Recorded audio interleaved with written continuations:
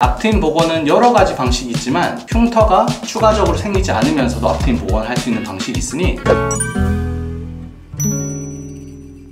안녕하세요. 성형외과 전문의 김형석 원장입니다. 오늘은 흉터 없는 앞트임 복원에 대한 내용을 말씀드리려고 합니다. 이렇게 앞트임이 좀 과하게 된 경우에 대부분 누후 노출량이 과다하고 여기 아래쪽에 흉터가 보이면서 눈이 이렇게 새 주둥이처럼 길게 보이는 경우가 있는데요. 이건 바로 앞트임이 과도하게 일어나서 생기는 좀 인상이 세 보이고 좀 수술한 티가 나는 이런 눈이라고 볼 수가 있습니다. 하지만 쌍꺼풀 수술을 시행하면서 동시에 앞트임 복원을 시행하여서 눈은 크고 시원해졌지만 앞쪽에 있는 누후 노출량이 과도했던 것이 이렇게 개선되는 것을 볼 수 있습니다. 이렇게 앞트임 복원을 시행하는 경우에 대부분 흉터가 심해지는 특징이 있는데요. 앞트임 복원은 VY라고 하는 V를 Y자 형태로 만드는 방식과 또 다른 방식은 G플라스티를 이용하는 방식인데 이렇게 있었던 U자 형태를 이렇게 G 형태로 만들어서 여기에 있는 피부를 이렇게 절제해서 올림으로써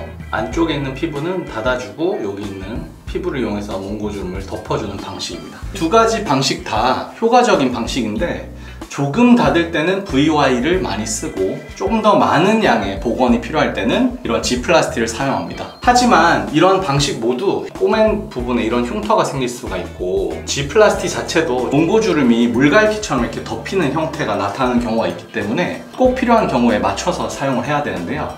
제가 오늘 설명드릴 방식은 미세복원 방식입니다. 앞트임 미세복원 같은 경우는 보시다시피 흉터가 심하지 않은 것이 장점입니다. 여기에 새로운 흉터가 발생하지 않고 자기 살들이 이렇게 덮인 것을 볼 수 있는데요. 이런 추가 흉터가 생기지 않으면서 몽고주름을 덮는 방식은 제가 고안한 방식인데 리드래핑 방식을 활용한 방식입니다. 대략적인 설명을 드리자면 이제 피부가 두 겹이 덮여야 되거든요.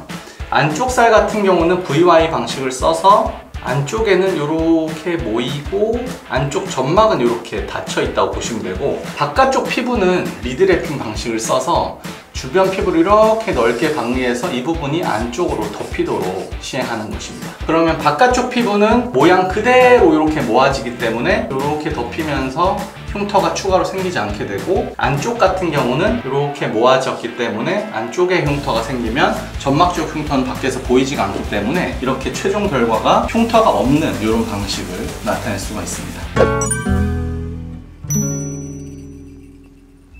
이렇게 앞트임 복원은 여러 가지 방식이 있지만 피부 상태와 누후 모양에 맞는 방식을 잘 활용해서 흉터가 추가적으로 생기지 않으면서도 앞트임 복원을 할 수 있는 방식이 있으니 앞트임이 과도하게 돼서 스트레스가 받으시는 분들이라면 상담해 보시는 걸 추천드립니다. 이상 김형석 원장이었습니다. 감사합니다.